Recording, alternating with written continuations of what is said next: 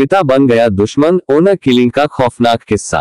उत्तर प्रदेश के जिला प्रतापगढ़ की कोतवाली पट्टी का एक गांव है असुरी।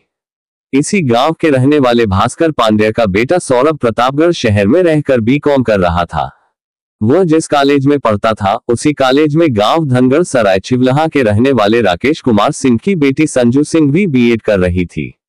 सौरभ और संजू आसपास के गांवों के रहने वाले थे, इसलिए दोनों में जान पहचान हो गई। दोनों की यह जान पहचान जल्दी ही दोस्ती में बदली तो दोनों अक्सर मिलने जुलने लगे। लगातार मिलने से दोनों में प्यार हो गया। धीरे धीरे उनका प्यार बढ़ता गया। फिर तो ये हाल हो गया कि जब तक दोनों एक दूसरे को देख न लेते, बातचीत न कर लेते, उन्हें चैन न मिलता। सौरभ और संजू का ये प्यार परवान चढ़ा तो उन्होंने साथ साथ जीने मरने की कस्में ही नहीं खाई, बल्कि निश्चय कर लिया कि कुछ भी हो, लोग कितना भी विरोध करें, वे शादी जरूर करेंगे। लेकिन यह इतना आसान नहीं था। इसकी वजह यह थी कि दोनों की जाति अलग अलग थी। सच है, प्यार न तो जाति देखता है और न ही धर्म। संजू और सौरभ के साथ भी यही हुआ था। उनके प्यार को जमाने की नजर न लगे, उन्हें किसी तरह जुदा न कर दिया जाए, ये सोचकर उन्होंने शादी करने का फैसला ही नहीं किया, बल्कि पड़ोसी जिला इलाहाबाद जाकर पांडरीबा स्थित आर्य समाज मंदिर में वहां की रीति रिवाज के अनुसार विवाह कर लिया। यह 1 जुलाई 2016 की बात है।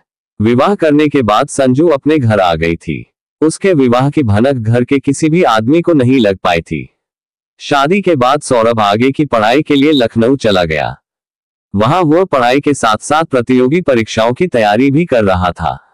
सौरभ के लखनऊ चले जाने के बाद संजू की उससे मोबाइल पर बातें जरूर हो रही थी, लेकिन वह खुद को अकेली महसूस कर रही थी। उसे सौरभ की दूरी बहुत परेशान कर रही थी। संजू भी पढ़ लिख कर अपने पैरों पर खड़ी होना चाहती थी, इसलिए सौरभ ने आगे की पढ़ाई के लिए कानपुर में उसका एमएड में रजिस्ट्रेशन करा दिया। कानपुर आने के बाद संजू सौरभ के साथ रहने की जिद करने लगी और 18 सितंबर 2016 को वह लखनऊ आ गई। सौरभ लखनऊ के आशियाना में रहता था। संजू उसी के साथ उसके कमरे पर रहने लगी। आगे चलकर कोई परेशानी ना हो, इसके लिए 20 सितंबर 2016 को सौरभ ने इलाहाबाद हाई कोर्ट में संजू के साथ कोर्ट मैरिज कर ली। इसके बाद संजू के घर वालों को सौरभ के साथ उसकी शादी का पता चल गया। चूंकि सौरभ उनकी जाति का नहीं था, इसलिए पूरा परिवार आग बबूला हो उठा। बेटी द्वारा लिया गया ये निर्णय किसी को स्वीकार नहीं था, खासकर संजू के पिता राकेश कुमार सिंह को। बेटी की इस हरकत से वह काफी नाराज थे, जबकि सौरभ के घर वाले बेटे के इस प्यार के बारे में जानते तो थे ही, उन्हें संजू बहू के रूप में स्वीकार भी थी। संजू के पिता राकेश सिंह जनता इंटर कॉलेज उड़ैयाडी के प्रधानाचार्य थे। ऐसे में अपनी इज्जत को लेकर वह काफी परेशान थे। किसी भी कीमत पर वह इस शादी के लिए तैयार नहीं थे। बेटी की इस हरकत से वह काफी तनाव में रहने लगे थे। वैसे भी वह काफी उग्र स्वभाव के थे। यही कारण था कि उनके घर के अन्य लोग संजू का प्रेम विवाह चाहकर भी स्वीकार करने की हिम्मत नहीं कर पा रहे थे। संजू के लखनऊ आने के बाद दोनों पति पत्नी की तरह रहते हुए अपनी आगे की पढ़ाई कर रहे थे और भविष्य के सपनों में खोए रहते थे। उन्हें जरा भी अंदाजा नहीं था कि एक ऐसा तूफान आने वाला है जो उनकी जिंदगी को झकझोर कर रख देगा। सौरभ और संजू के दिन अच्छी तरह से कट रहे थे, लेकिन 10 अक्टूबर 2016 को संजू के पिता राकेश कुमार सिंह अचानक सौरभ के कमरे पर आ धमके तो उन्हें देखकर पहले तो दोनों डरे, लेकिन जब उन्होंने कहा कि घबराने की कोई बात नहीं है, उन्होंने उन्हें माफ कर दिया है, तो दोनों को थोड़ी राहत मिली। राकेश कुमार सिंह ने कहा, बच्चों, तुम्हारी शादी से हमें कोई परेशानी नहीं है। जो होना था वो हो गया है। अब हम चाहते हैं कि समाज के जो रीति रिवाज हैं उनका पालन किया जाए।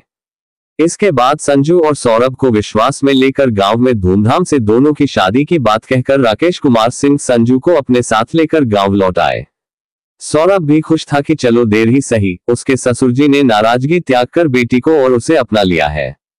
लेकिन संजू के गांव जाने के बाद जब उसने उससे बात करने की कोशिश की तो बात नहीं हो सकी, क्योंकि संजू को उससे बात नहीं करने दी जा रही थी। संजू पर तमाम पाबंदियां लगा दी गई थी। एक तरह से उसे बंधक बना लिया गया था।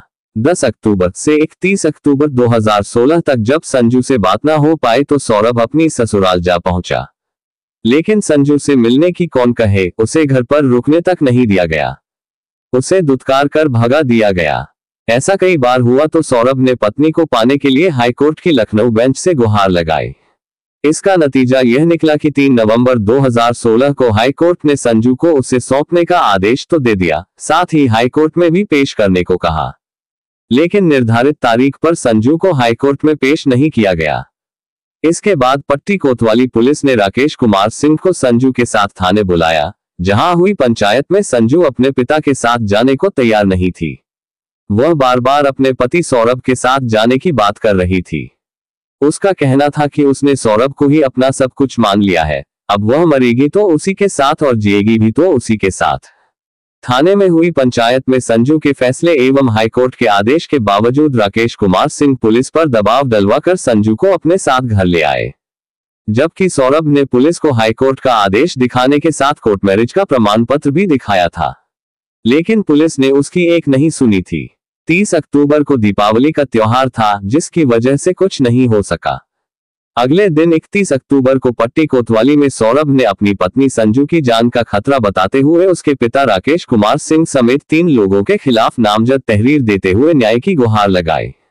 इसके अलावा सौरभ एसपी माधव प्रसाद वर्मा से मिला और उन्हें भी तहरीर देकर पत्नी की जान बचाने की गुहार लगाई। एसपी ने इस मामले को गंभीरता से लेते हुए न केवल संजू को सौरभ के सुपुर्द कराने के निर्देश दिए, बल्कि सौरभ की तहरीर पर मुकदमा दर्ज कर कार्रवाई करने का भी आदेश दिया।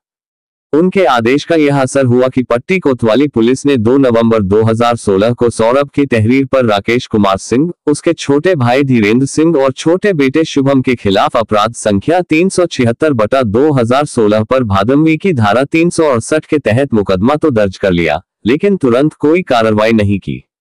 2 नवंबर को गांव धनगढ़ के लोगों से पट्टी पुलिस को पता चला कि संजू की मौत हो गई है तो पुलिस के हाथ पांव फूल गए। पुलिस तुरंत गांव पहुंची और आनन फानन संजू की लाश को कब्जे में लेकर पोस्टमार्टम के लिए भिजवा दिया, साथ ही अपहरण के मुकदमे में हत्या की धारा 302 जोड़कर नामजद लोगों की तलाश शुरू कर दी। 3 नवंबर 2016 की सुबह संजू के पिता राकेश कुमार सिंह को उड़ियाडी मोड़ से गिरफ्तार कर लिया गया। पोस्टमार्टम रिपोर्ट से पता चला था कि संजू की मौत जहर से हुई थी। थाने लाकर राकेश कुमार सिंह से पूछताछ की गई तो उन्होंने कहा कि संजू ने उनकी इज्जत से खिलवाड़ किया था, जिसकी सजा जहर देकर उसकी हत्या करके दी गई। पूछताछ के बाद पट्टी कोतवाली प्रभारी इंस्पेक्टर राजकिशोर ने उसे अदालत में पेश करके जेल भेज दिया। इसके बाद वह संजू के चाचा धीरेन्द्र सिंह तथा भाई शुभम की तलाश में लगे थे। कथा लिखे जाने तक दोनों पकड़े नहीं जा सके थे। आपको ये स्टोरी अच्छी लगी हो तो इसे फेसबुक पर शेयर और लाइक जरूर करें। इसी तरह और भी वीडियो देखने के लिए जुड़े रहें कहानी संग्रह से। अपने विचार हमें कमेंट बॉक्स में जरूर भेजें।